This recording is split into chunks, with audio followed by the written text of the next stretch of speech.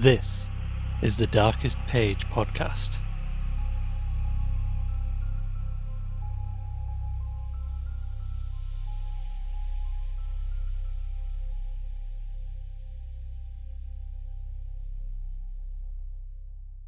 West of Arkham the hills rise wild, and there are valleys with deep woods that no axe has ever cut. There are dark narrow glens where the trees slope fantastically, and where thin brooklets trickle without ever having caught the glint of sunlight. On the gentler slopes there are farms, ancient and rocky, with squat, moss-coated cottages, brooding eternally over New England's secrets in the lee of great ledges. But these are all vacant now, the wide chimneys crumbling and the shingled sides bulging perilously beneath low, gambrelled roofs. The old folk have gone away, and foreigners do not like to live there. French Canadians have tried it, Italians have tried it, and the Poles have come and departed. It is not because of anything that can be seen or heard or handled, but because of something that is imagined. The place is not good for the imagination, and does not bring restful dreams at night. It must be this which keeps the foreigners away, for old Ammi Pierce has never told them of anything he recalls from the strange days. Ammi, whose head had been a little queer for years, is the only one who still remains, or who ever talks of the strange days. And he dares to do this because his house is so near the open fields and the travelled roads around Arkham. There was once a road over the hills and through the valleys that ran straight where the blasted heath is now, but people ceased to use it, and a new road was laid, curving far toward the south. Traces of the old one can still be found amidst the weeds of a returning wilderness, and some of them will doubtless linger even when half the hollows are flooded for the new reservoir. Then the dark woods will be cut down, and the blasted heath will slumber far below blue waters, whose surface will mirror the sky and ripple in the sun. And the secrets of the strange days will be one with the deep's secrets, one with the hidden law of old ocean, and all the mystery of primal earth. When I went into the hills and vales to survey the new reservoir, they told me the place was evil. They told me this in Arkham, and because that is a very old town full of witch legends, I thought the evil must be something which grandmas had whispered to children through centuries. The name Blasted Heath seemed to me very odd and theatrical, and I wondered how it had come into the folklore of a Puritan people. Then I saw the dark westward tangle of glens and slopes for myself, and ceased to wonder at anything besides its own elder mystery. It was morning when I saw it, but shadow lurked always there. The trees grew too thickly, and their trunks were too big for any healthy New England wood. There was too much silence in the dim alleys between them, and the floor was too soft with the dank moss and mattings of infinite years of decay. In the open spaces, mostly along the line of the old road, there were little hillside farms, sometimes with all the buildings standing, sometimes with only one or two, and sometimes with only a lone chimney or fast-filling cellar. Weeds and briars reigned, and furtive wild things rustled in the undergrowth. Upon everything was a haze of restlessness and depression, a touch of the unreal and the grotesque, as if some vital element of perspective or chiaroscuro were awry. I did not wonder that the foreigners would not stay, for this was no region to sleep in. It was too much like a landscape of Salvator Rosa, too much like some forbidden woodcut in a tale of terror. But even all this was not so bad as the blasted heath. I knew it the moment I came upon it at the bottom of a spacious valley, for no other name could fit such a thing, or any other thing fit such a name. It was as if the poet had coined the phrase from having seen this one particular region. It must, I thought as I viewed it, be the outcome of a fire, but why had nothing new ever grown over those far acres of grey desolation that sprawled open to the sky like a great spot eaten by acid in the woods and fields? It lay largely to the north of the ancient road line, but encroached a little on the other side. I felt an odd reluctance about approaching, and did so at last only because my business took me through and past it. There was no vegetation of any kind on that broad expanse, but only a fine grey dust or ash which no wind seemed ever to blow about. The trees near it were sickly and stunted, and many dead trunks stood or lay rotting at the rim. As I walked hurriedly by, I saw the tumbled brick and stones of an old chimney and cellar on my right, and the yawning black maw of an abandoned well whose stagnant vapours played strange tricks with the hues of the sunlight. Even the long, dark woodland climb beyond seemed welcome in contrast, and I marvelled no more at the frightened whispers of Arkham people. There had been no house or ruin near. Even in the old days the place must have been lonely and remote, and at twilight, dreading to repass that ominous spot, I walked circuitously back to the town by the curving road on the south. I vaguely wished some clouds would gather, for an odd timidity about the deep skyey voids above had crept into my soul. In the evening, I asked old people in Arkham about the blasted heath, and what was meant by the phrase, "strange days," which so many evasively muttered. I could not, however, get any good answers, except that all the mystery was much more recent than I had dreamed. It was not a matter of old legendary at all, but something within the lifetime of those who spoke. It had happened in the 80s, and a family had disappeared or was killed. Speakers would not be exact, and because they all told me to pay no attention to old Ammi Pierce's crazy tales, I sought him out the next morning, having heard that he lived alone in the ancient tottering cottage where the trees first began to get very thick. It was a fearsomely archaic place, and had begun to exude the faint miasmal odour which clings about houses that have stood too long. Only with persistent knocking could I rouse the aged man, and when he shuffled timidly to the door, I could tell he was not glad to see me. He was not so feeble as I had expected, but his eyes drooped in a curious way, and his unkempt clothing and white beard made him seem very worn and dismal. Not knowing just how he could best be launched on his tales, I feigned a matter of business, told him of my surveying, and asked vague questions about the district. He was far brighter and more educated than I had been led to think, and before I knew it, had grasped quite as much of the subject as any man I had talked with in Arkham. He was not like other rustics I had known in the sections where reservoirs were to be. From him there were no protests at the miles of old wood and farmland to be blotted out, though perhaps there would have been had not his home laid outside the bounds of the future lake. Relief was all that he showed, relief at the doom of the dark ancient valleys through which he had roamed all his life. They were better under water now, better under water since the strange days. And with this opening, his husky voice sank low, while his body leaned forward, and his right forefinger began to point shakily and impressively. It was then that I heard the story, and as the rambling voice scraped and whispered on, I shivered again and again despite the summer day. Often I had to recall the speaker from ramblings, piece out scientific portions which he knew only by a faded parrot memory of professors' talk, or bridge over gaps where his sense of logic and continuity broke down. When he was done, I did not wonder that his mind had snapped a trifle, or that the folk of Arkham would not speak much of the blasted heath. I hurried back before sunset to my hotel, unwilling to have the stars come out above me in the open, and the next day returned to Boston to give up my position.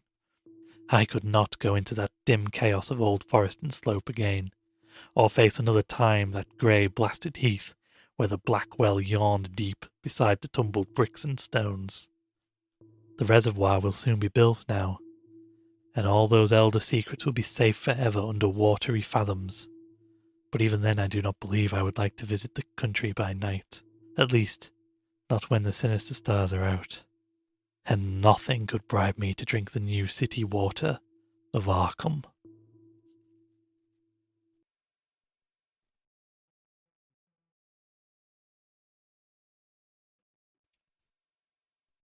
It all began, old Ami said, with the meteorite. Before that time there had been no wild legends at all since the witch trials, and even then these western woods were not feared half so much as the small island in the Miskatonic, where the devil held court beside a curious stone altar older than the Indians. These were not haunted woods, and their fantastic dusk was never terrible till the strange days. Then there had come that white noontide cloud, that string of explosions in the air, and that pillar of smoke from the valley far in the wood. And by night, all Arkham had heard of the great rock that fell out of the sky and bedded itself in the ground beside the well at the Nahum Gardner place. That was the house which had stood where the blasted heath was to come, the trim white Nahum Gardner house amidst its fertile gardens and orchards. Nahum had come to town to tell people about the stone, and had dropped in at Ami Pierce's on the way. Ami was 40 then, and all the queer things were fixed very strongly in his mind. He and his wife had gone with 3 professors from Miskatonic University, who hastened out the next morning to see the weird visitor from unknown stellar space, and had wondered why Nahum had called it so large the day before. It had shrunk, Nahum said as he pointed out the big brownish mound above the ripped earth and charred grass near the archaic well sweep in his front yard. But the wise men answered that stones do not shrink. Its heat lingered persistently, and Nahum declared it had glowed faintly in the night. The professors tried it with a geologist's hammer, and found it was oddly soft. It was in truth so soft as to be almost plastic, and they gouged rather than chipped a specimen to take back to the college for testing. They took it in an old pail borrowed from Nahum's kitchen, for even the small piece refused to grow cold. On the trip back they stopped at Ami's to rest, and seemed thoughtful when Mrs. Pierce remarked that the fragment was growing smaller, and burning the bottom of the pail. Truly, it was not large, but perhaps they had taken less than they thought.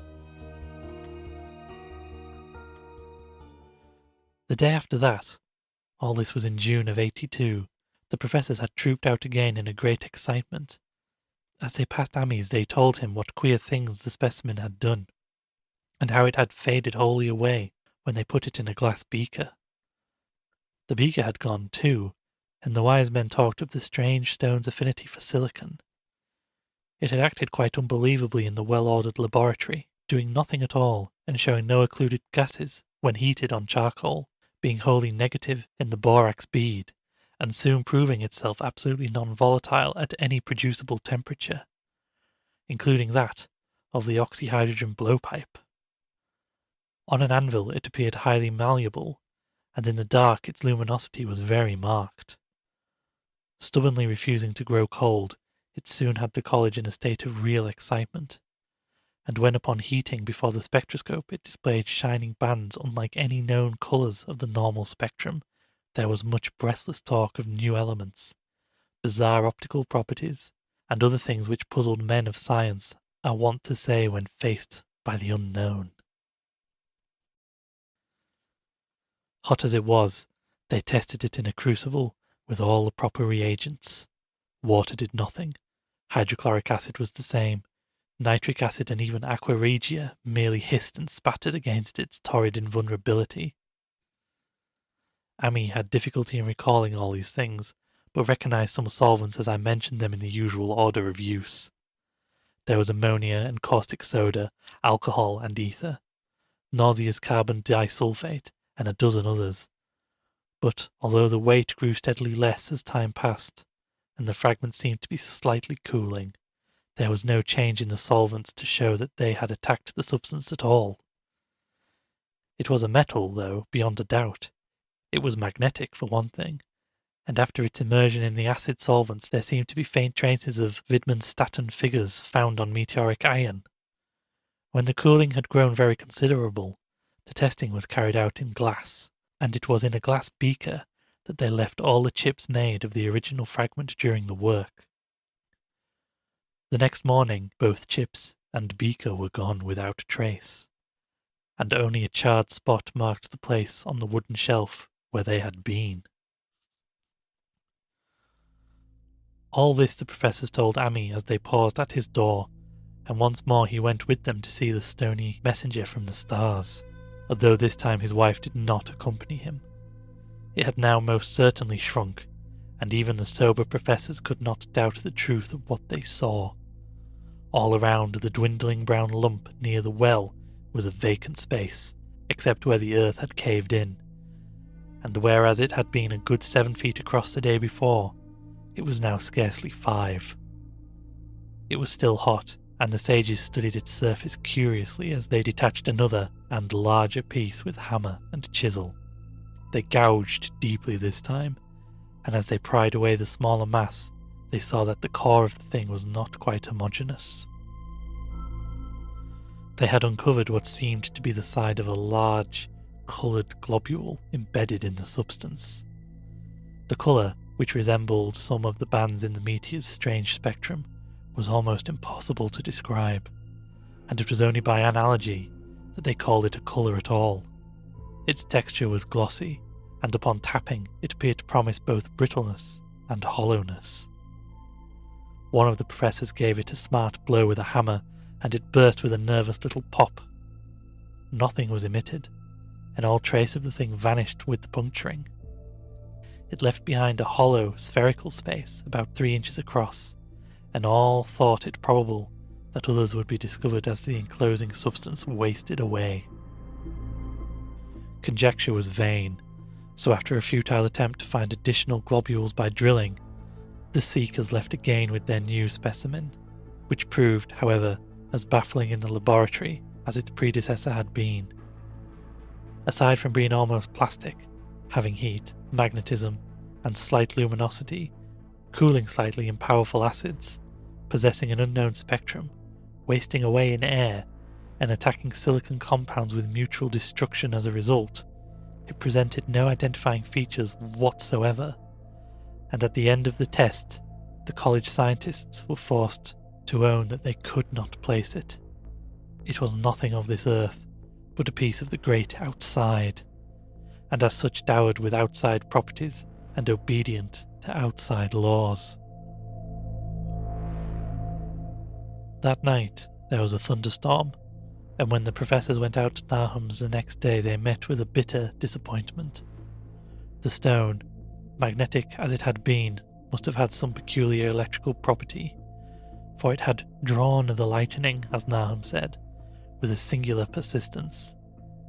6 times within an hour the farmer saw the lightning strike the furrow in the front yard, and when the storm was over nothing remained but a ragged pit by the ancient well sweep, half choked with caved-in earth. Digging had borne no fruit, and the scientists verified the fact of the utter vanishment. The failure was total, so that nothing was left to do but go back to the laboratory and test again the disappearing fragment left carefully cased in lead. The fragment lasted a week, at the end of which nothing of value had been learned of it. When it had gone, no residue was left behind, and in time the professors felt scarcely sure they had indeed seen with waking eyes that cryptic vestige of the fathomless gulfs outside. That lone, weird message from other universes and other realms of matter, force, and entity. As was natural, the Arkham papers made much of the incident with its collegiate sponsoring, and sent reporters to talk with Nahum Gardner and his family. At least one Boston daily also sent a scribe, and Nahum quickly became a kind of local celebrity. He was a lean, genial person of about 50, living with his wife and 3 sons on the pleasant farmstead in the valley. He and Ami exchanged visits frequently, as did their wives, and Ami had nothing but praise for him after all these years. He seemed slightly proud of the notice his place had attracted, and talked often of the meteorite in the succeeding weeks. That July and August were hot, and Nahum worked hard at his haying in the 10-acre pasture across Chapman's Brook, his rattling wain wearing deep roots in the shadowy lanes between. The labour tired him more than it had in other years, and he felt that age was beginning to tell on him. Then fell the time of fruit and harvest.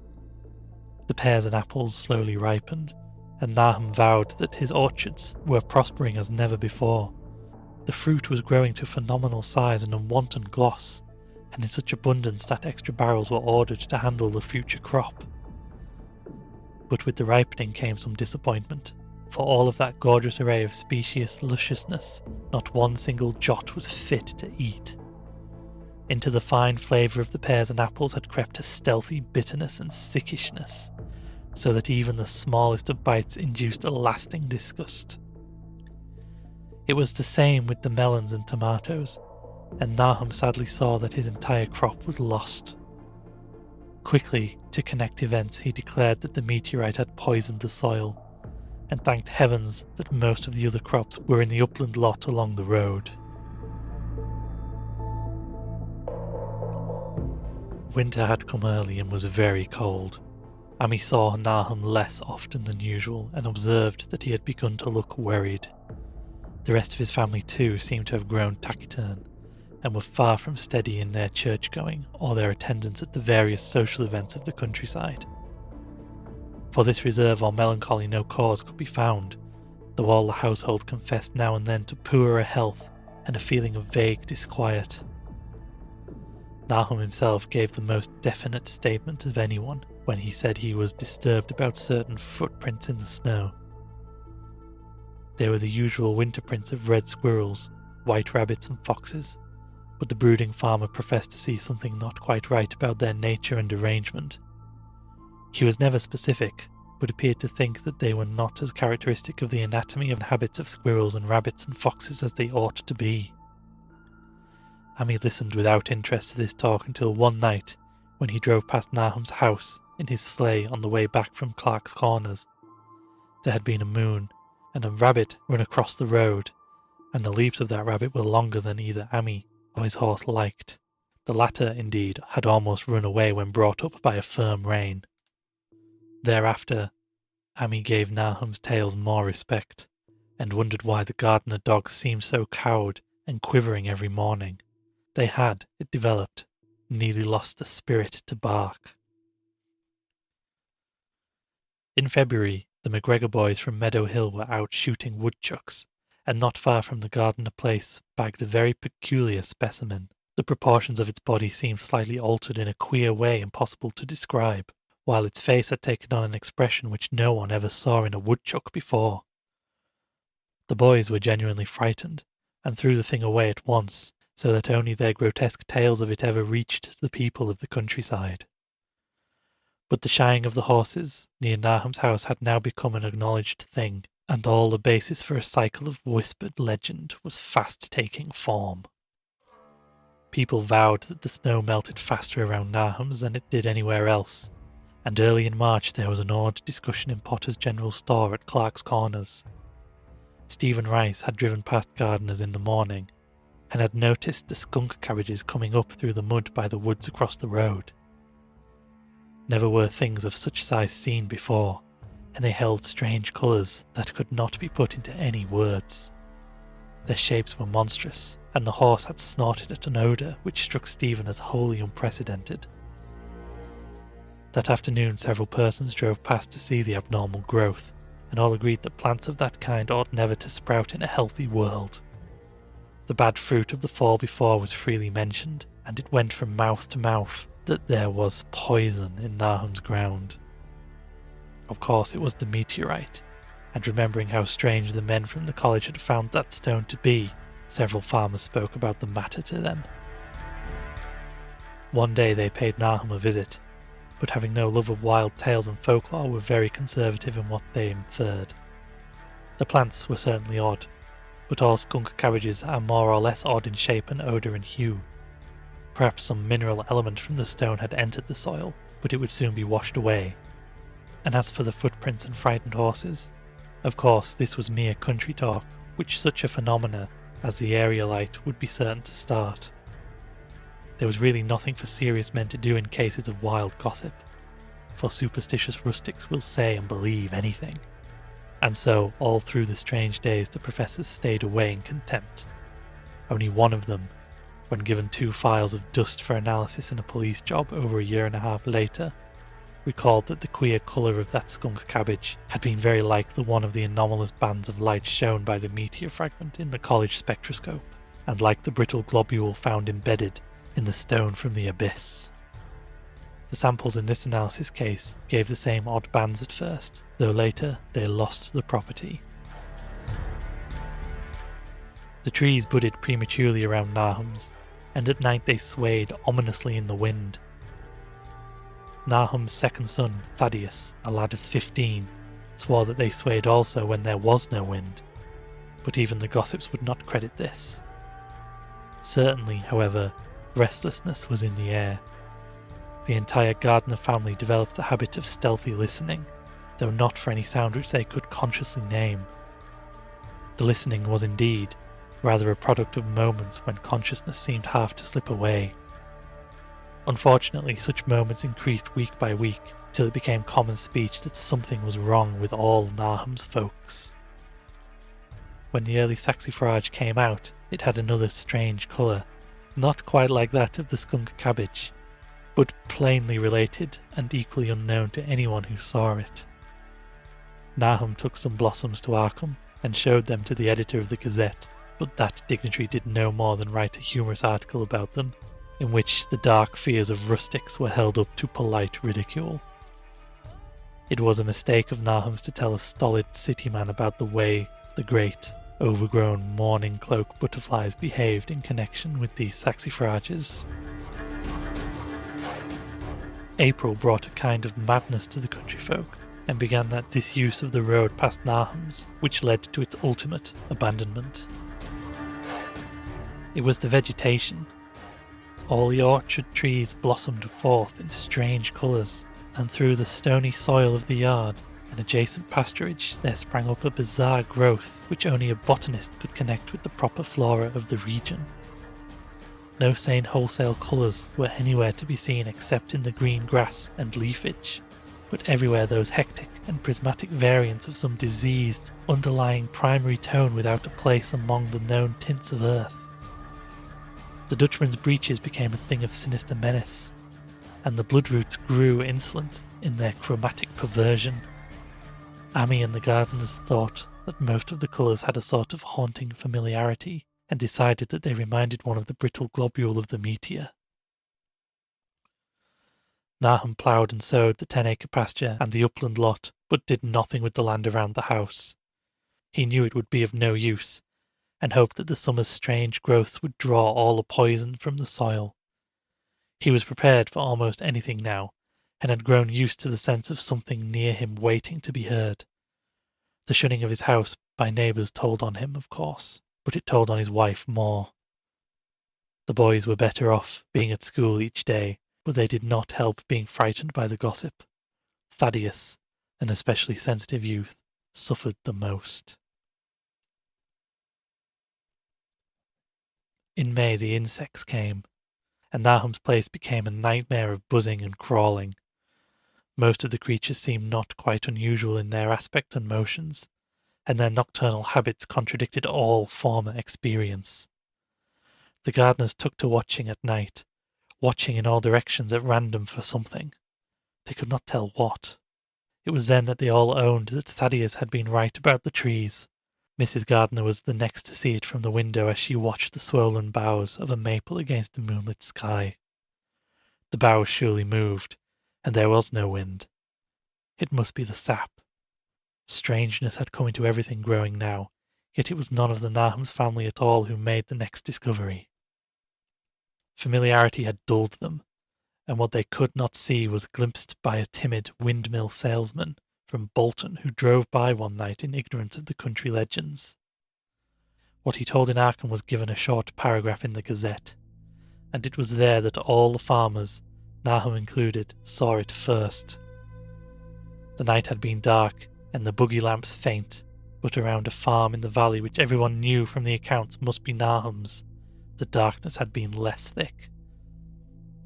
A dim though distinct luminosity seemed to inhere in all the vegetation, grass, leaves, and blossoms alike, while at one moment a detached piece of the phosphorescence appeared to stir furtively in the yard near the barn.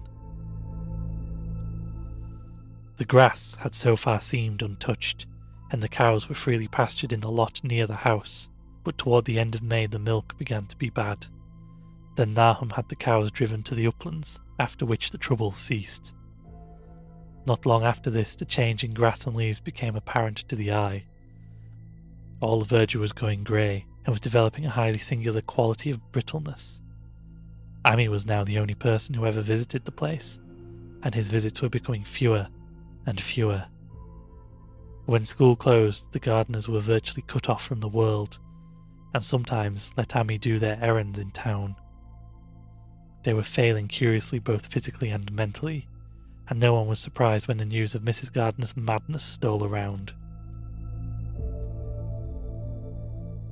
It happened in June, about the anniversary of Dimitri's fall, and the poor woman screamed about things in the air which she could not describe. In her raving, there was not a single specific noun, but only verbs and pronouns. Things moved and changed and fluttered, and ears tingled to impulses which were not wholly sounds. Something was taken away. She was being drained of something. Something was fastening itself on her that ought not to be. Someone must make it keep off. Nothing was ever still in the night. The walls and windows shifted. Nahum did not send her to the county asylum, but let her wander about the house as long as she was harmless to herself and others. Even when her expression changed, he did nothing. But when the boys grew afraid of her, and Thaddeus nearly fainted at the way she made faces at him, he decided to keep her locked in the attic. By July, she had ceased to speak and crawled on all fours, and before the month was over, Nahum got the mad notion that she was slightly luminous in the dark, as he now clearly saw was the case with the nearby vegetation. It was a little before this that the horses had stampeded. Something had aroused them in the night, and their neighing and kicking in their stalls had been terrible.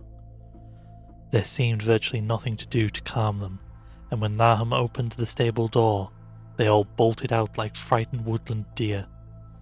It took a week to track all four, and when found they were seen to be quite useless and unmanageable. Something had snapped in their brains, and each one had to be shot for its own good. Nahum borrowed a horse from Ami for his haying, but found it would not approach the barn. It shied, balked, and whinnied, and in the end he could do nothing but drive it into the yard while the men used their own strength to get their heavy wagon near enough the hayloft for convenient pitching. And all the while the vegetation was turning grey and brittle. Even the flowers whose hues had been so strange were greying now, and the fruit was coming out grey and dwarfed and tasteless.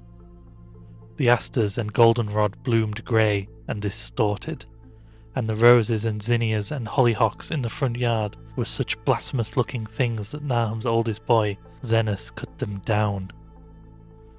The strangely puffed insects died about that time, even the bees that had left their hives and taken to the woods. By September, all the vegetation was fast crumbling to a greyish powder, and Nahum feared that the trees would die before the poison was out of the soil. His wife now had spells of terrific screaming, and he and the boys were in a constant state of nervous tension. They shunned people now, and when school opened the boys did not go, but it was Ami, on one of his rare visits, who first realised that the well water was no longer good. It had an evil taste that was not exactly fetid, nor exactly salty, and Ami advised his friend to dig another well on higher ground to use till the soil was good again. Nahum, however, ignored the warning, for he had by that time become calloused to strange and unpleasant things. He and the boys continued to use the tainted supply, drinking it as listlessly and mechanically as they ate their meagre and ill-cooked meals and did their thankless and monotonous chores throughout the aimless days. There was something of a stolid resignation about them all, as if they walked half in another world between lines of nameless guards to a certain and familiar doom. Thaddeus went mad in September after a visit to the well. He had gone with a pail and had come back empty-handed, shrieking and waving his arms and sometimes lapsing into an inane titter or whisper about the moving colours down there. 2 in 1 family was pretty bad, but Nahum was very brave about it. He let the boy run about for a week until he began stumbling and hurting himself, and then he shut him in an attic room across the hall from his mother's. The way they screamed at each other from behind their locked doors was very terrible, especially to little Merwin, who fancied they talked in some terrible language that was not of Earth.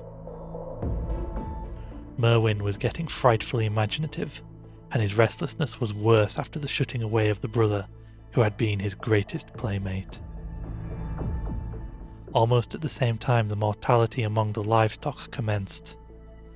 Poultry turned greyish and died very quickly, their meat being found dry and noisome upon cutting. Hogs grew inordinately fat, then suddenly began to undergo loathsome changes which no one could explain. Their meat was of course useless, and Nahum was at his wits' end. No rural veterinary would approach his place, and the city veterinary from Arkham was openly baffled. The swine began growing grey and brittle and falling to pieces before they died, and their eyes and muzzles developed singular alterations. It was very inexplicable, for they had never been fed from the tainted vegetation. Then something struck the cows. Certain areas, or sometimes the whole body, would be uncannily shriveled or compressed, and atrocious collapses or disintegrations were common. In the last stages, and death was always the result, there would be a greying and turning brittle, like that which beset the hogs. There could be no question of poison, for all the cases occurred in a locked and undisturbed barn. No bites of prowling things could have brought the virus, for what live beast of earth can pass through solid obstacles? It must be only natural disease, yet what disease could wreak such results was beyond any mind's guessing. When the harvest came, there was not an animal surviving on the place, for the stock and poultry were dead, and the dogs had run away. These dogs, 3 in number, had all vanished one night and were never heard of again. The 5 cats had left some time before, but their going was scarcely noticed since they now seemed to be no mice, and only Mrs. Gardner had made pets of the graceful felines. On the 19th of October, Nahum staggered into Amy's house with hideous news. The death had come to poor Thaddeus in his attic room, and it had come in a way which could not be told. Nahum had dug a grave in the railed family plot behind the farm, and had put therein what he found. There could have been nothing from outside, for the small barred window and locked door were intact, but it was very much as it had been in the barn. Amy and his wife consoled the stricken man as best they could, but shuddered as they did so. Stark terror seemed to cling round the gardeners and all they touched, and the very presence of one in the house was a breath from regions unnamed and unnameable. Amy accompanied Nahum home with the greatest reluctance, and did what he might to calm the hysterical sobbing of little Merwin. Zenas needed no calming. He had come of late to do nothing but stare into space and obey what his father told him, and Amy thought that his fate was very merciful. Now and then Merwin's screams were answered faintly from the attic, and in response to an inquiring look Nahum said that his wife was getting very feeble. When night approached, Amy managed to get away, for not even friendship could make him stay in the spot where the faint glow of the vegetation began and the trees may or may not have swayed without wind. It was really lucky for Amy that he was not more imaginative. Even as things were, his mind was bent over so slightly, but had he been able to connect and reflect upon all the portents around him, he must inevitably have turned a total maniac. In the twilight he hastened home, the screams of the mad woman and the nervous child ringing horribly in his ears. 3 days later, Nahum lurched into Amy's kitchen in the early morning, and in the absence of his host stammered out a desperate tale once more, while Mrs. Pierce listened in a clutching fright. It was little Merwin this time. He was gone. He had gone out late at night with a lantern and pail for water, and had never come back. He'd been going to pieces for days, and hardly knew what he was about, screamed at everything. There had been a frantic shriek from the yard then, but before the father could get to the door, the boy was gone. There was no glow from the lantern he had taken, and of the child himself no trace. At the time Nahum thought the lantern and pail were gone too, but when dawn came and the man had plodded back from his all-night search of the woods and fields, he had found some very curious things near the well. There was a crushed and apparently somewhat melted mass of iron which had certainly been the lantern, while a bent bale and twisted iron hoops beside it, both half fused, seemed to hint at the remnants of the pail. That was all. Nahum was past imagining. Mrs. Pierce was blank, and Amy, when he had reached home and heard the tale, could give no guess. Merwin was gone, and there would be no use in telling the people around, who shunned all gardeners now. No use either in telling the city people at Arkham, who laughed at everything. Thad was gone, and now Merwin was gone. Something was creeping and waiting to be seen and felt and heard. Nahum would go soon, and he wanted Amy to look after his wife and Zenas if they survived him. It must all be a judgment of some sort, though he could not fancy what for, since he had always walked uprightly in the Lord's way so far as he knew.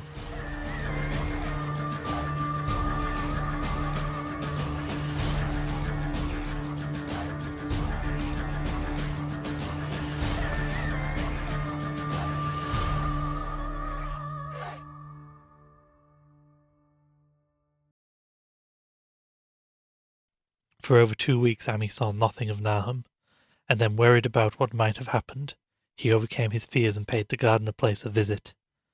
There was no smoke from the great chimney, and for a moment the visitor was apprehensive of the worst. The aspect of the whole farm was shocking. Greyish withered grass and leaves on the ground, vines falling in brittle wreckage from archaic walls and gables, and great bare trees clawing up at the grey November sky, with a studied malevolence which Amy could not but feel had come from some subtle change in the tilt of the branches. But Nahum was alive after all. He was weak and lying on a couch in the low-ceilinged kitchen, but perfectly conscious and able to give simple orders to Zenas. The room was deadly cold, and as Amy visibly shivered, the host shouted huskily to Zenas for more wood. Wood indeed was sorely needed, since the cavernous fireplace was unlit and empty, with a cloud of soot blowing about in the chill wind that came down the chimney. Presently Nahum asked him if the extra wood had made him any more comfortable, and then Amy saw what had happened.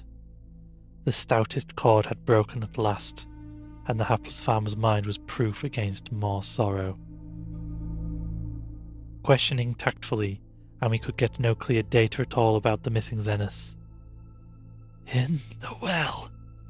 He lives in the well," was all that the clouded father would say. Then there flashed across the visitor's mind a sudden thought of the mad wife, and he changed his line of inquiry. "Nabby? Why, here she is," was the surprised response of poor Nahum, and Amy soon saw that he must search for himself. Leaving the harmless babbler on the couch, he took the keys from their nail beside the door and climbed the creaking stairs to the attic. It was very close and noisome up there, and no sound could be heard from any direction. Of the 4 doors in sight, only one was locked, and on this he tried various keys on the ring he had taken. The 3rd key proved the right one, and after some fumbling, Amy threw open the low white door. It was quite dark inside, for the window was small and half obscured by the crude wooden bars, and Amy could see nothing at all on the wide planked floor. The stench was beyond enduring, and before proceeding further he had to retreat to another room and return with his lungs filled with breathable air. When he did enter he saw something dark in the corner, and upon seeing it more clearly he screamed outright. While he screamed, he thought a momentary cloud eclipsed the window, and a second later he felt himself brushed as if by some hateful current of vapour. Strange colours danced before his eyes, and had not a present horror numbed him, he would have thought of the globule in the meteor that the geologist's hammer had shattered, and of the morbid vegetation that had sprouted in the spring. As it was, he thought only of the blasphemous monstrosity which confronted him, and which all too clearly had shared the nameless fate of young Thaddeus and the livestock. But the terrible thing about this horror was that it very slowly and perceptibly moved as it continued to crumble. Amy would give me no additional particulars to this scene, but the shape in the corner does not reappear in his tale as a moving object. There are things which cannot be mentioned, and what is done in common humanity is sometimes cruelly judged by the law. I gathered that no moving thing was left in that attic room, and that to leave anything capable of motion there would have been a deed so monstrous as to damn any accountable being to eternal torment. Anyone but a stolid farmer would have fainted or gone mad, but Amy walked conscious through that low doorway and locked the accursed secret behind him. There would be Nahum to deal with now. He must be fed and tended, and removed to some place where he could be cared for. Commencing his descent of the dark stairs, Amy heard a thud below him. He even thought a scream had been suddenly choked off, and recalled nervously the clammy vapour which had brushed by him in the frightful room above. What presence had his cry and entry started up? Halted by some vague fear, he heard still further sounds below. Indubitably there was a sort of heavy dragging, and a most detestably sticky noise as of some fiendish and unclean species of suction. With no associative sense goaded to feverish heights, he thought unaccountably of what he had seen upstairs. Good God! What eldritch dreamworld was this into which he had blundered? He dared move neither backward nor forward, but stood there trembling at the black curve of the boxed-in staircase. Every trifle of the scene burned itself into his brain. The sounds, the sense of dread expectancy, the darkness, the steepness of the narrow steps, and merciful heaven, the faint but unmistakable luminosity of all the woodwork in sight, steps, sides, exposed lathes and beams alike. Then there burst forth a frantic whinny from Amy's horse outside, followed at once by a clatter which told of a frenzied runaway. In another moment horse and buggy had gone beyond earshot, leaving the frightened man on the dark stairs to guess what had sent them. But that was not all. There had been another sound out there, a sort of liquid splash. Water. It must have been the well. He had left Hero untied near it, and the buggy wheel must have brushed the coping and knocked in a stone. And still the pale phosphorescence glowed in that detestably ancient woodwork. God, how old the house was! Most of it built before 1670, and the gambrelled roof no later than 1730. A feeble scratching on the floor downstairs now sounded distinctly, and Amy's grip tightened on a heavy stick he had picked up in the attic for some purpose. Slowly nerving himself, he finished his descent and walked boldly toward the kitchen. But he did not complete the walk, because what he sought was no longer there. It had come to meet him, and it was still alive after a fashion. Whether it had crawled or whether it had been dragged by an external force, Amy could not say, but the death had been at it. Everything had happened in the last half hour but collapse. Greying and disintegration were already far advanced. There was a horrible brittleness, and dry fragments were scaling off. Amy could not touch it, but looked horrified into the distorted parody that had been a face. "What was it, Nahum? What was it?" he whispered, and the cleft, bulging lips were just able to crackle out a final answer. "Nothing. Nothing. The colour. It burns. Cold and wet, but it burns. It lived in the well. I see in it a kind of smoke, just like the flowers last spring. The well shone at night. Thad and Murney and Zenas, everything alive, sucking the life out of everything, and in that stone. Must have come in that stone. Pisonhead the whole place. Don't know what it wants. That round thing them men from the cottage dug out in the stone, they smashed it. It was that same colour. Just the same, like the flowers and plants. Must have been more seeds. Seeds they growed. I seen it the first time this week. Must have got strong on Xenis. He was a big boy full of life. It beats down your mind and then gets you.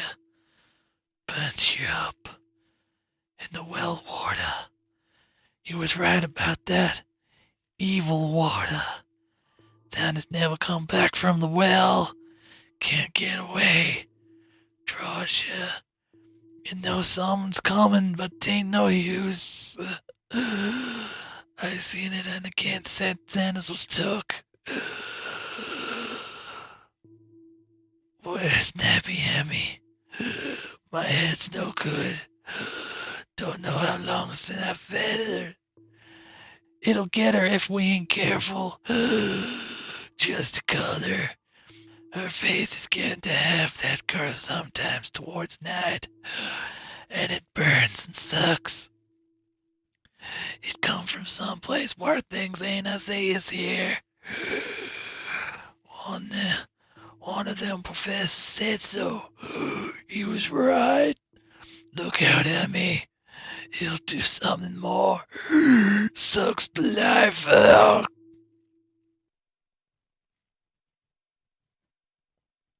But that was all. That which spoke could speak no more because it had completely caved in. Ami laid a red checked tablecloth over what was left and reeled out the back door into the fields. He climbed the slope to the 10-acre pasture and stumbled home by the north road and the woods. He could not pass that well from which his horse had run away. He had looked at it through the window and had seen that no stone was missing from the rim. Then the lurching buggy had not dislodged anything after all. The splash had been something else, something which went into the well after it had done with poor Nahum. When Ami reached his house, the horse and buggy had arrived before him and thrown his wife into fits of anxiety. Reassuring her without explanations, he set out at once for Arkham and notified the authorities that the Gardner family was no more. He indulged in no details but merely told of the deaths of Nahum and Nabby, that of Thaddeus being already known, and mentioned that the cause seemed to be the same strange ailment which had killed the livestock. He also stated that Merwin and Xenis had disappeared. There was considerable questioning at the police station, and in the end Ami was compelled to take 3 officers to the Gardner farm, together with the coroner, the medical examiner, and the veterinary who had treated the diseased animals. He went much against his will, for the afternoon was advancing and he feared the fall of night over the accursed place, but it was some comfort to have so many people with him. The 6 men drove out in a Democrat wagon, following Ami's buggy, and arrived at the pest-ridden farmhouse about 4 o'clock. Used as the officers were to gruesome experiences, not one remained unmoved at what was found in the attic and under the red-checked tablecloth on the floor below. The whole aspect of the farm with its grey desolation was terrible enough, but those 2 crumbling objects were beyond all bounds. No one could look long at them, and even the medical examiner admitted that there was very little to examine. Specimens could be analysed, of course, so he busied himself in obtaining them, and here it develops that a very puzzling aftermath occurred at the college laboratory where the 2 phials of dust were finally taken. Under the spectroscope, both samples gave off an unknown spectrum in which many of the baffling bands were precisely like those which the strange meteor had yielded in the previous year.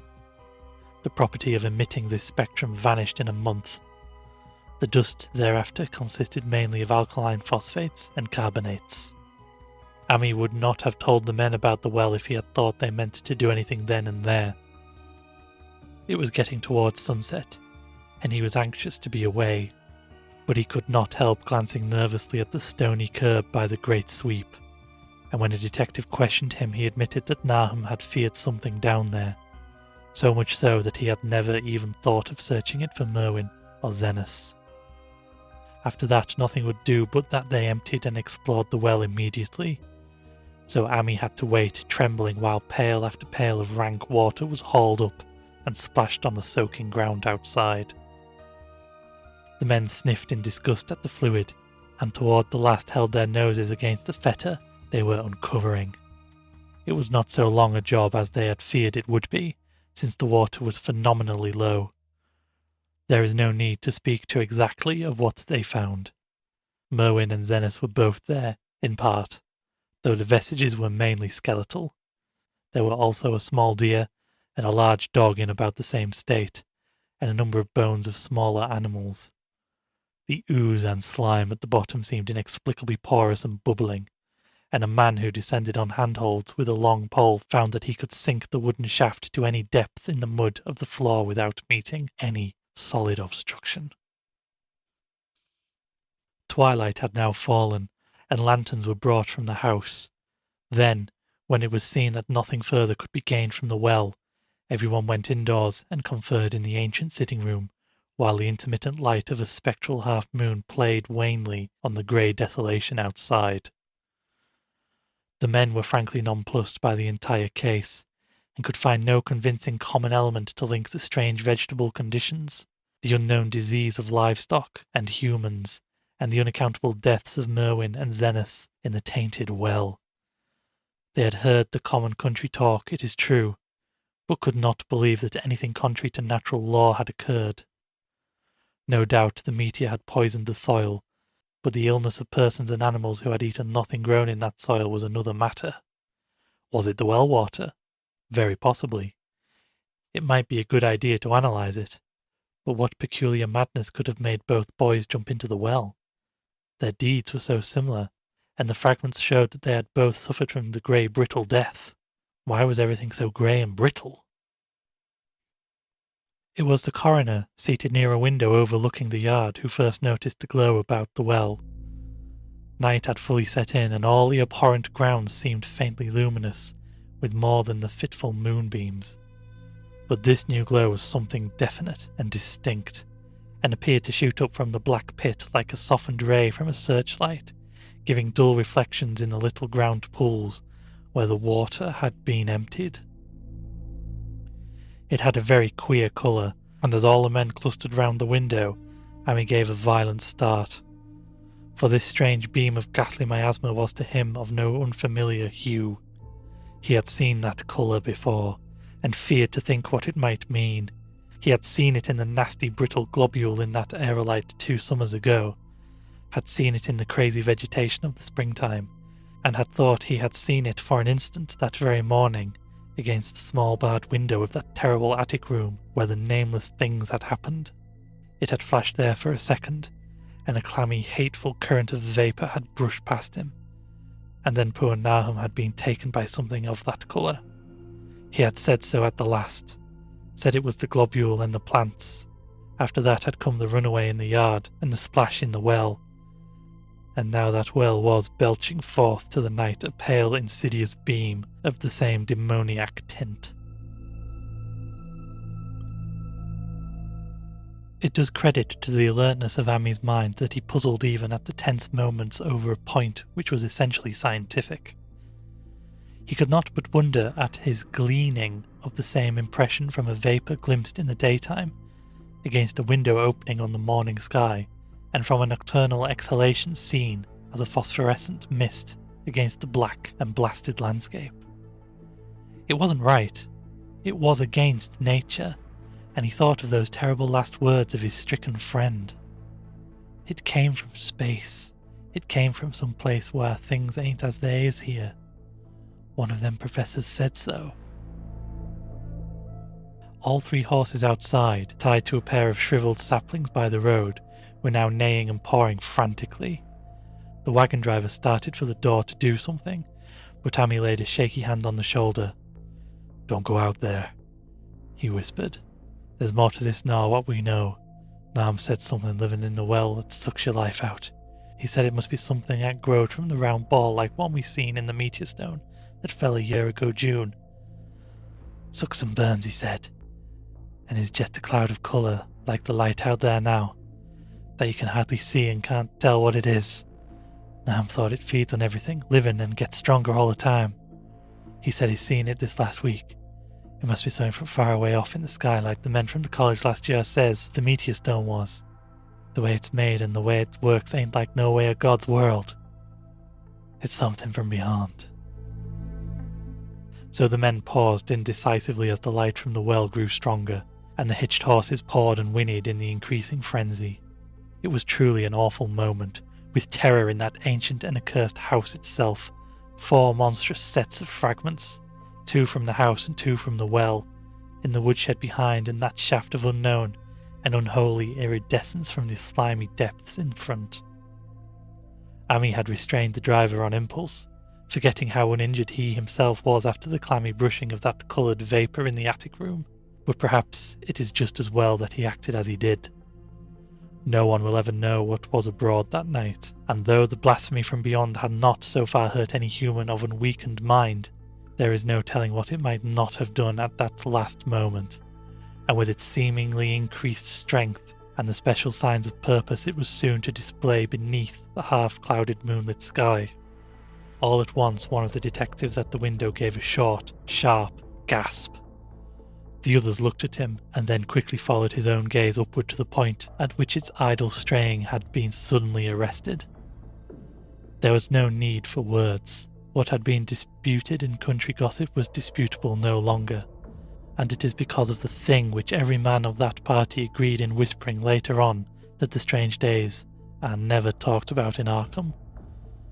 It is necessary to premise that there was no wind at the hour of the evening. One did arise not long afterward, but there was absolutely none then. Even the dry tips of the lingering hedge mustard, grey and blighted, and the fringe on the roof of the standing Democrat wagon was unstirred. And yet, amid that tense, godless calm, the high bare boughs of all the trees in the yard were moving.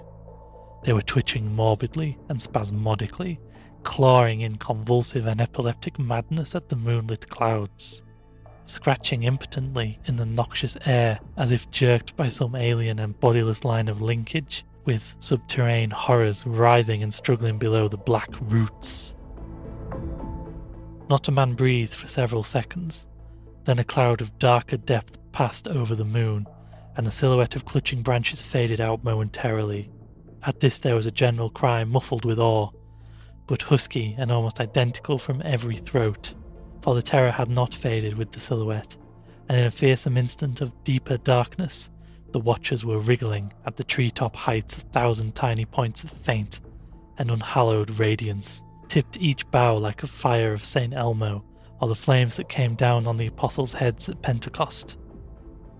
It was a monstrous constellation of unnatural light, like a glutted swarm of corpse-fed fireflies dancing hellish sarabands over an accursed marsh, and its colour was that same nameless intrusion which Ami had come to recognise and dread. All the while the shafts of phosphorescence from the well were getting brighter and brighter, bringing to the mind of the huddled men a scene of doom and abnormality which far outtraced any image their conscious minds could form. It was no longer shining out, it was pouring out, and as the shapeless stream of unplaceable colour left the well, it seemed to flow directly into the sky. The veterinary shivered and walked to the front door to drop the heavy extra bar across it. Ami shook no less and had to tug and point for lack of a controllable voice when he wished to draw notice to the growing luminosity of the trees. The neighing and stampeding of the horses had become utterly frightful, but not a soul of the group in the old house would have ventured forth for any earthly reward. With the moments the shining of the trees increased, while their restless branches seemed to strain more and more towards verticality. The wood of the well sweep was shining now, and presently a policeman dumbly pointed to some wooden sheds and beehives near the stone wall on the west. They were commencing to shine too, though the tethered vehicles of the visitors seemed so far unaffected. Then there was a wild commotion and clopping in the road, and as Ami quenched the lamp for better seeing, they realised that the span of frantic greys had broken their sapling and run off with the Democrat wagon. The shock served to loosen several tongues, and embarrassed whispers were exchanged. "It spreads on everything organic that's been around here," muttered the medical examiner. No one replied, but the man who had been in the well gave a hint that his long pole must have stirred up something intangible. "It was awful," he added. "There was no bottom at all, just ooze and bubbles and the feeling of something lurking under there." Amy's horse still pawed and screamed deafeningly in the road outside, and nearly drowned its owner's faint quiver as he mumbled his formless reflections. "It came from the stone. It growed down there. It got everything living. It fed itself on 'em, mind and body. Thad and Murney, Zanus and Nabby, Nahum was the last. They all drunk the water. It got straw on 'em. It come from beyond, where things ain't like they be here. Now it's going home." At this point, as the column of unknown colour flared suddenly stronger and began to weave itself into fantastic suggestions of shape, which each spectator later described differently, there came from poor tethered hero such a sound as no man before or since ever heard from a horse. Every person in that low-pitched sitting room stopped his ears, and Amy turned away from the window in horror and nausea. Words could not convey it. When Amy looked out again, the hapless beast lay huddled inert on the moonlit ground between the splintered shafts of the buggy. That was the last of Hero till they buried him next day. But the present was no time to mourn, for almost at this instant a detective silently called attention to something terrible in the very room with them. In the absence of the lamplight, it was clear that a faint phosphorescence had begun to pervade the entire apartment. It glowed on the broad planked floor and the fragment of rag carpet, and shimmered over the sashes of the small paned windows. It ran up and down the exposed corner posts, coruscated about the shelf and mantel, and infected the very doors and furniture. Every minute saw it strengthen, and at last it was very plain that healthy living beings must leave that house. Amy showed them the back door and the path up through the fields to the 10-acre pasture. They walked and stumbled as in a dream, and did not dare look back till they were far away on the high ground. They were glad of the path, for they could not have gone that front way by the well. It was bad enough passing the glowing barn and sheds, and those shining orchard trees and their gnarled, fiendish contours. But thank heaven their branches did their worst twisting high up. The moon went under some very black clouds as they crossed the rustic bridge over Chapman's Brook, and it was blind groping from there to the open meadows. When they looked back toward the valley and the distant gardener place at the bottom, they saw a fearsome sight. All the farm was shining with the hideous unknown blend of colour, trees, buildings, and even such grass and herbage as had not been wholly changed to lethal grey brittleness. The boughs were all straining skyward, tipped with tongues of foul flame, and lambent tricklings of the same monstrous fire were creeping about the ridgepoles of the house, barn, and sheds. It was a scene from a vision of Fuseli, and all over the rest reigned that riot of luminous amorphousness, that alien and undimensioned rainbow of cryptic poison from the well, seething, feeling, lapping, reaching, scintillating, straining, and malignly bubbling its cosmic and unrecognizable chromaticism. Then, without warning, the hideous thing shot vertically up toward the sky like a rocket or meteor, leaving behind no trail, and disappearing through a round and curiously regular hole in the clouds, before any man could gasp or cry out. No watcher can ever forget that sight, and Amy stared blankly at the stars of Cygnus, Deneb, twinkling above the others, where the unknown colour had melted into the Milky Way. But his gaze was the next moment called swiftly to earth by the crackling in the valley. It was just that, only a wooden ripping and crackling sound, and not an explosion as so many others of the party vowed. Yet the outcome was the same, for in one feverish kaleidoscopic instant there burst up from that doomed and accursed farm a gleamingly eruptive cataclysm of unnatural sparks and substance, blurring the glance of the few who saw it, and sending forth to the zenith a bombarding cloudburst of such coloured and fantastic fragments as our universe must needs disown. Though quickly reclosing vapours they followed, the great morbidity that had vanished, and in another second they had vanished too. Behind and below was only a darkness to which the men dared not return, and all about was a mountain wind which seemed to sweep down in black furore gusts from interstellar space. It shrieked and howled, and lashed the fields and distorted woods in a mad cosmic frenzy, till soon the trembling party realized it would be no use waiting for the moon to show what was left down there at Nahum's. Too awed even to hint theories, the 7 shaking men trudged back toward Arkham by the North Road. Ami was worse than his fellows and begged them to see him inside his own kitchen, instead of keeping straight on to town. He did not wish to cross the nighted, wind-whipped woods alone to his home on the main road, for he had had an added shock that the others were spared, and was crushed forever with a brooding fear he dare not even mention for many years to come. As the rest of the watchers on the tempestuous hill had stolidly set their faces towards the road, Ami had looked back an instant at the shadowed valley of desolation so lately sheltering his ill-starred friend, and from that stricken faraway spot he had seen something feebly rise only to sink down again upon the place from which the great shapeless horror had shot into the sky. It was just a colour, but not any colour of our earth or heavens, and because Ami recognised that colour, and knew that this last faint remnant must still lurk down there in the well, he had never been quite right since. Ami would never go near the place again. It is over half a century now since the horror happened, but he has never been there, and will be glad when the new reservoir blots it out. I shall be glad too, for I do not like the way the sunlight changed colour around the mouth of that abandoned well I passed. I hope the water will always be very deep. But even so, I shall never drink it. I do not think I shall visit the Arkham country hereafter.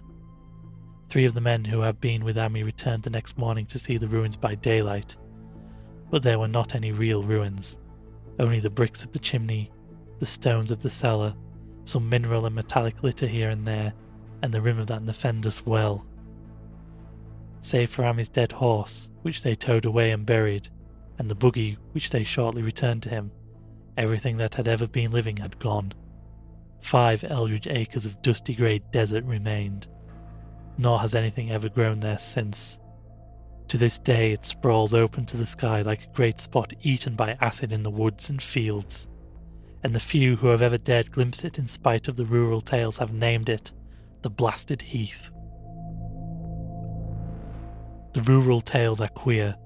They might be even queerer if city men and college chemists could be interested enough to analyse the water from that disused well, or the grey dust that no wind seems ever to disperse. Botanists too ought to study the stunted flora on the borders of that spot, for they might shed light on the country's notion that the blight is spreading little by little, perhaps an inch a year. People say the colour of the neighbouring herbage is not quite right in the spring, and that wild things leave queer prints in the light winter snow. Snow never seems quite so heavy on the Blasted Heath as it is elsewhere. Horses, the few that are left in this motor age, grow skittish in the silent valley, and hunters cannot depend on their dogs too near the splotch of greyish dust. They say the mental influences are very bad too. Numbers went queer in the years after Nahum's taking, and always they lacked the power to get away. Then the stronger-minded folk all left the region, and only the foreigners tried to live in the crumbling old homesteads. They could not stay, though, and one sometimes wonders what insight beyond ours their wild, weird stores of whispered magic have given them. Their dreams at night, they protest, are very horrible in that grotesque country, and surely the very look of the dark realm is enough to stir a morbid fancy. No traveller has ever escaped a sense of strangeness in those deep ravines, and artists shiver as they paint thick woods, whose mystery is as much of the spirit as of the eye. I myself am curious about the sensation I've derived from my one lone walk before Ami told me his tale. When twilight came, I had vaguely wished some clouds would gather, for an odd timidity about the deep skyey voids above had crept into my soul. Do not ask me for my opinion. I do not know, that is all. There was no one but Amy to question, for Arkham people will not talk about the strange days. And all 3 professors who saw the area light and its coloured globule are dead. There were other globules, depend upon that.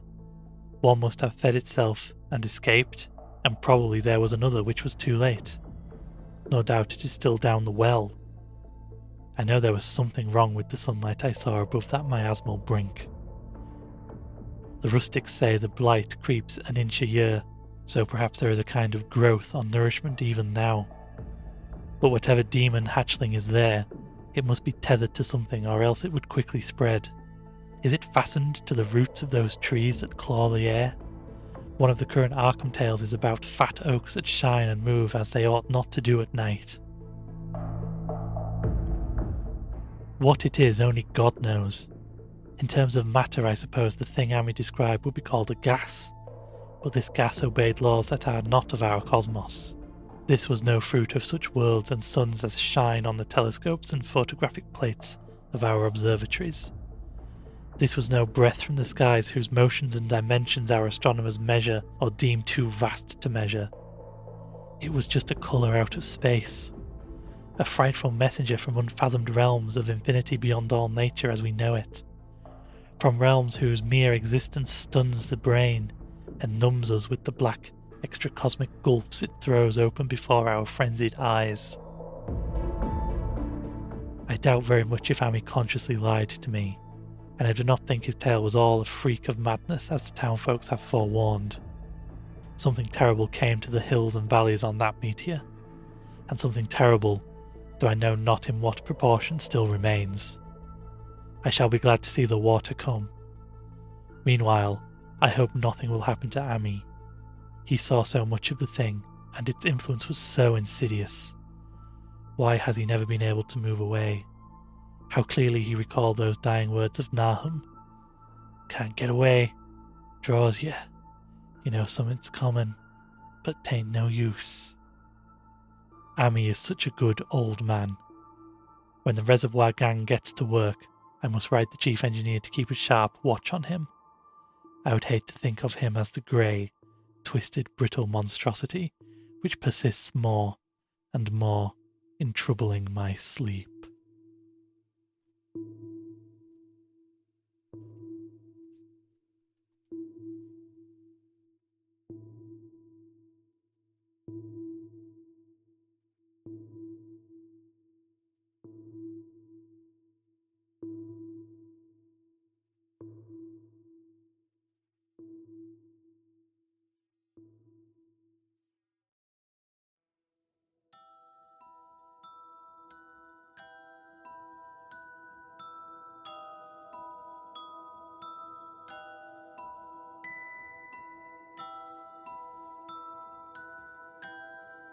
Thank you for listening to the Darkest Page podcast.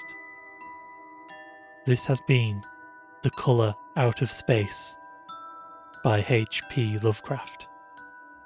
This episode was made possible by the support of the librarians of the Darkest Page, Alex Smith and Tonks. To see how you can support the Darkest Page, please visit patreon.com/The Darkest Page.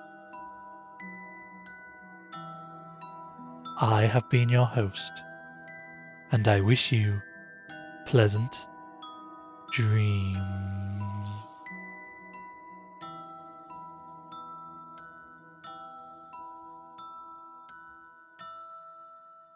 It was just a colour.